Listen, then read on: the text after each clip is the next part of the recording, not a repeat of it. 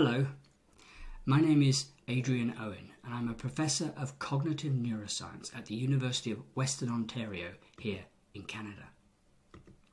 Now, as more and more people are recovering from the effects of COVID-19, it's becoming clear that many of them are suffering from both short and long-term neurological deficits. And this can include cognitive impairments, problems with things like memory, concentration, problem solving, and even everyday decision making. Now, these problems could be caused by many aspects of COVID-19, from direct viral effects on the brain to indirect effects such as inflammation, blood clots, sedation, and even spending time on a ventilator in hospital. Because of this, we have decided to use an online cognitive assessment tool known as Cambridge Brain Sciences. It's been developed in my lab over the last 25 years or so.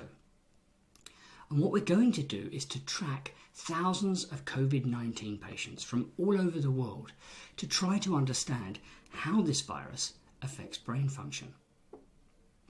We're going to test them now and then again in a year's time so that we can understand both the short and the long-term consequences of this virus.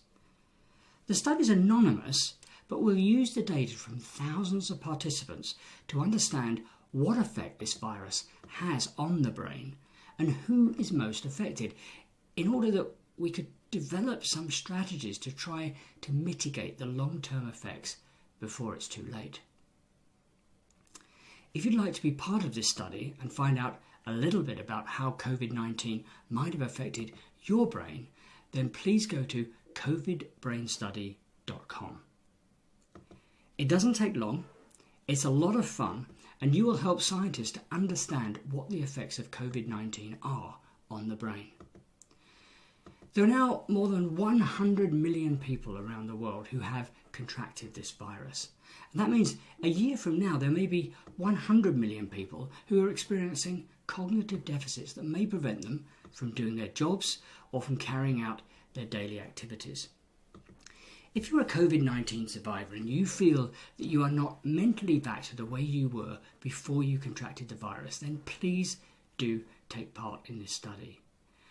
We will tell you how you are performing mentally and whether you should perhaps seek professional help for any challenges that you might be experiencing.